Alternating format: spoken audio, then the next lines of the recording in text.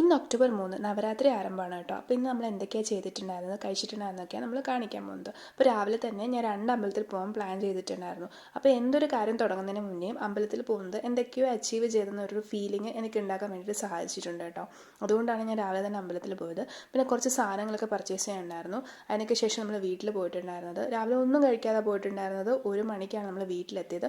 അപ്പോൾ ഞാൻ fast break ചെയ്ത് ഒരു ഗ്ലാസ് സംഭാരം കുടിച്ചിട്ടാണ് പിന്നെ ഡയറക്റ്റ് ചോറുണ്ണാനാണ് ഇരുന്നത്.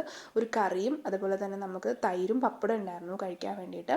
പിന്നെ നമ്മളത് കഴിഞ്ഞിട്ട് ഒരു വാട്ടർമെലനും കൂടി, ഒരു പീസ് വാട്ടർമെലൻ കൂടി കഴിച്ചിട്ടുണ്ടായിരുന്നു.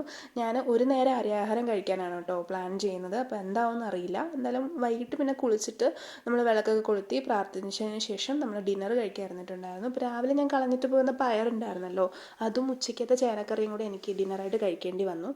അപ്പോൾ എന്തായാലും അതൊക്കെ കഴിച്ച് കഴിഞ്ഞിട്ട് ഒരു ആപ്പിളും കൂടെ കഴിച്ചിട്ടാണ് നമ്മൾ കിടന്നത്. അപ്പോൾ നമുക്കിനി അടുത്തൊരു വീട്ടിൽ കാണുന്നവരെ ബൈ.